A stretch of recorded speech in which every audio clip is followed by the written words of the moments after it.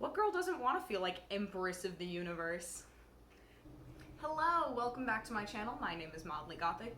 If you are new here, what I like to do is a variety of artsy things, often with a little bit of a dark twist.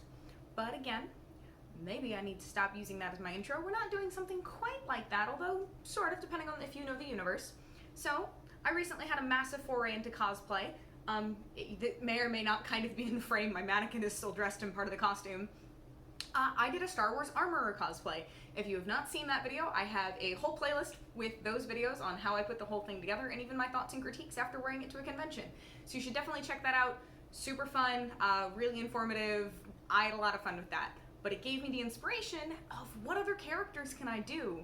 And while I may have started with the Star Wars cosplay, I'm actually a Trekkie at heart. I love Star Trek, the original series, Next Gen, grown up with all of them. I love them very, very much. And I had a wonderful bit of inspiration, credit to my father, to look at the new Star Trek and specifically Discovery. Now Discovery chooses to venture into the mirror universe, and so I have chosen Philippa Georgiou's Empress outfit as what I want to tackle next. Now, depending on what I've titled this video or put the thumbnail as, you may already be able to tell what part of her costume I'm going to be starting with, and that is her crown. It's this gorgeous halo that has these like rays of sunbeams around it, and you can tell there's little beaded and like crystal elements on it, and it's just absolutely gorgeous and kind of gravity defying because it's just a thin ring. There's nothing else supporting it. So I am going to split this crown up into two parts. This first one is going to be just the halo decoration piece. So all of the sunbeams, the beads, getting all of that thought out and assembled. I was going to include the final detailing around the edge, but I've realized that the structural components are going to need to come first, and I'm still waiting on some pieces to actually get that started. So this may have less than I originally wanted, but there will be a second video coming out on how I got this whole thing finished. It turned out really, really good so far, and I cannot wait to walk around feeling like nobody can tell me shit, because I am wearing a massive golden crown. What girl doesn't want to feel like Empress of the universe? So I'm really looking forward to this project. I'm super excited. It is the next step in the cosplays that I create. With all of that said, talking with my arms a lot today, but that's fine. If you are new, thank you so much for clicking on this video. It is wonderful to have you in my little corner of the internet. Thank you so much for stopping by. There's so many videos you could have clicked on and you clicked on mine. Thank you. But thank you so much for watching. You might as well hit like and subscribe, or wait until the end of the video and see if you like it. And if you make it all the way to the end, definitely leave me a comment and tell me what you think of the final product. So, without further ado, let's get into it. So I think the hardest part about this piece of her costume is it is very, very hard to get a full frame picture of the entire crown and a really good look at what those details are. So if you're wondering how I picked what I did, I just found as many reference images as I could and tried to discern the shapes and stuff from there. I knew I wanted beads with multifaceted sides because they'd reflect light the most and, you know, kind of give that crystal sparkle.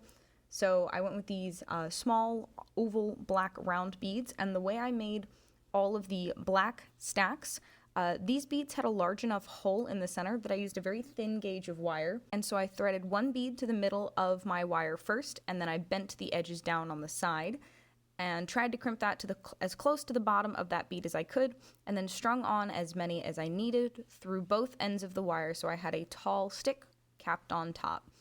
For the silver stack, what I did is I initially tried to do the same method where I doubled it over around a middle bead and then thread everything else through. However, I realized that the holes in the silver beads were a lot smaller, and so instead I opted to just thread everything onto one length and kind of fold that piece over on top to secure everything in place.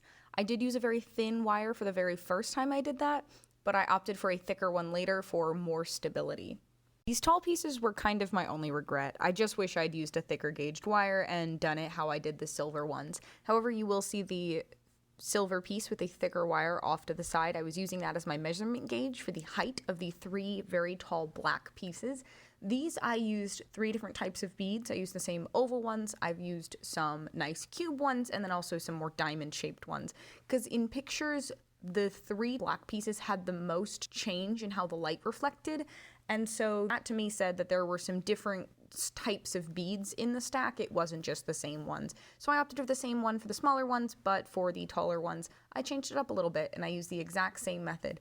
The only pliers that I used were on the sides to kind of make sure that it was as close to the top of the bead as possible and to cut the wire when I was done. Now comes to the most tedious and most annoying jewelry piece that went onto this crown. I tried 2 or 3 different methods of creating them. One was using beads that I had, because I was like, I have small clear beads. I didn't have diamond-shaped clear beads, so they were rounded and they were cloudy, and they just did not look good. So then I bit the bullet. I went out and I got some, these are like real crystal beads, because I wanted that sparkle. It's a crown, it's regal. And at first, something possessed me to try hot glue to the bead in the center. That didn't work. I should have known it wouldn't. But in the end, this is what I ended up doing. So I folded over a small piece of wire on the very top to serve as a stopper for the triangle bead.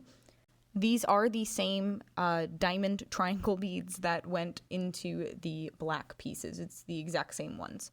But then, to serve as the stopper on the bottom of the bead, I did a few wraps of the very thin wire. It's the same wire I used to make the small stacks of the black.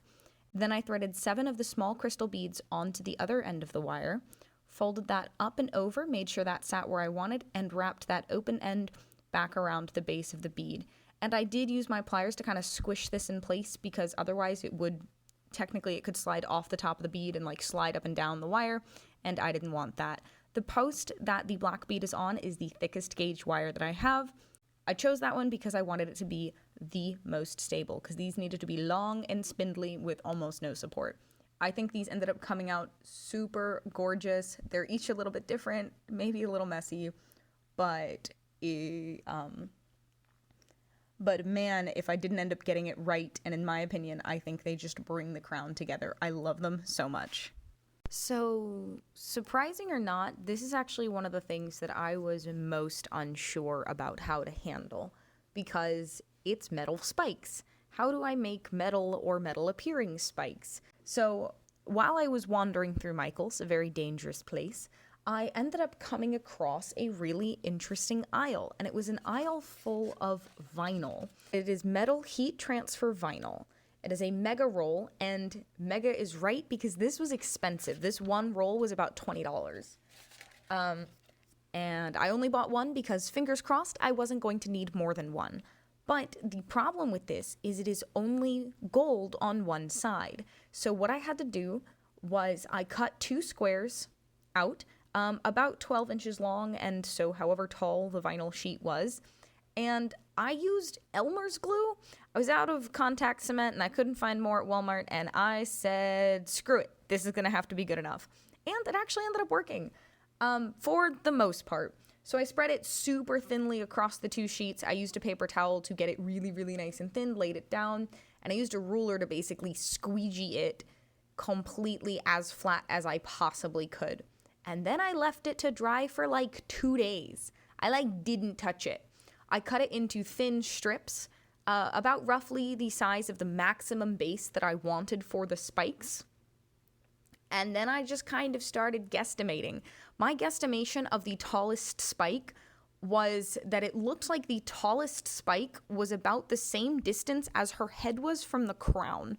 Mine may be a little bit taller than that, but oh no, my crown is a little bit more regal and interesting. How terrifying of an idea. So, I don't know, it may be a little extravagant, and I think that's perfectly fine. But now that I had a reference point for what the tallest one should be, I kind of made a bunch in the middle, and then I made a bunch that were smaller. There's about 3 distinct categories, but I tried to kind of make some variation, but also prioritized making more of the longer middle ones, because I could always cut those shorter if I needed more small ones. I did try to count all of the spikes on her crown, and I came out with about 77 of them. So I made sure I at least had that many. I do not remember how many ended up on the crown, but if you really want to, you can count them and then yell at me in the comments if it's not quite the right number. But I used a box cutter and the side of a ruler and just kind of went for it. I ended up using all 3 triangles that I would get from a single cut. So I basically cut from one corner up to the center of the other side, and then from that all the way down. So I had a isosceles triangle in the middle, and then 2 smaller ones on the side. I still used those because they often ended up being so skinny that you couldn't really tell that the angle wasn't quite right. So it all really worked out. I did try to use scissors at first to cut everything out. The scissors I could not get the precise tip that I needed, so I went to the box cutter razor blade instead because it allowed me to get a much more precise and fine cut. So the arguably most important part of the crown is the halo, and I used a wreath hoop, so it's just a very thick piece of metal that is formed in a circle. I found the weld joint and sawed through it, and then used my hands to just kind of bend it open into the shape that I needed. Assembly time! So I had a very precise process for how I was going to go about this, and I was going to attach all of the jewelry elements first, because those were the only ones, along with the very tall spikes, those were the only pieces that I really had any specific placement where they absolutely needed to go. Because after all, this is supposed to be a cosplay, so I do want it to be somewhat accurate as much as I can, even if I cannot get a good picture of it. So I have a reference image up on the computer next to me, and I was using that as a guide for the approximate placement of where I wanted these jewelry pieces to go. I was shoving the base as close as I could to the hoop and then wrapping either end around it and securing it with hot glue. I am not concerned about the aesthetics of the middle because I do plan to have pieces that cover both the front and back of this hoop and finish it off in a very clean and aesthetic manner. So if it looks messy, I know you're not gonna see it.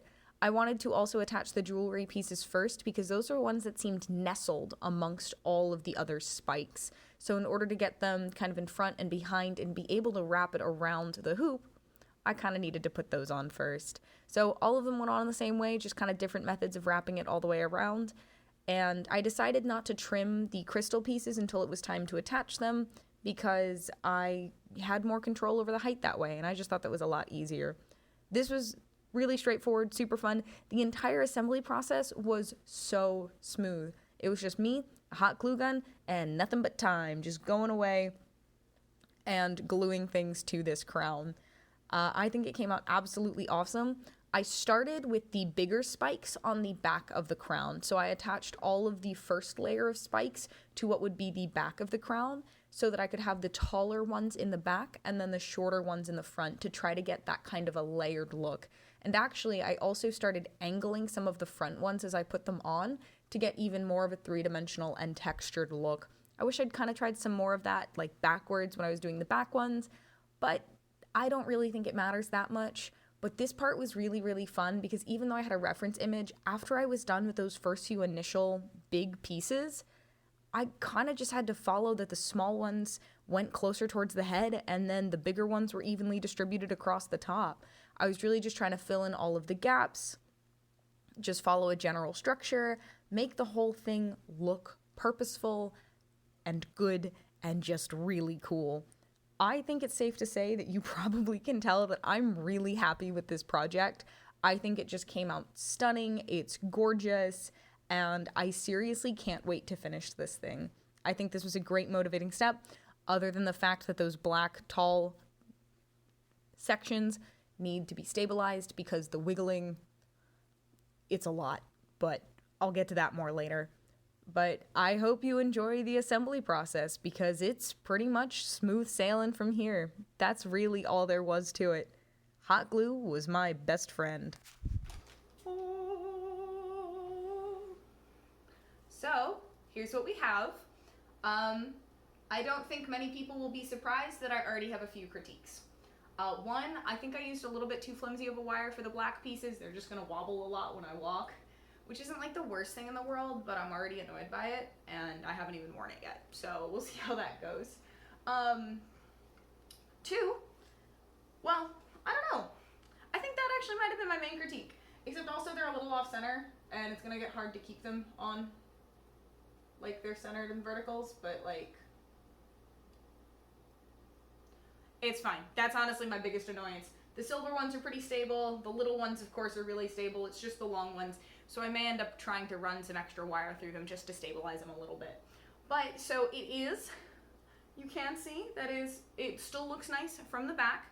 And so I have these pieces, they're domes. This is EVA foam, just like what I used on the chest plate. I'm gonna prime these first, and then I'm gonna paint them.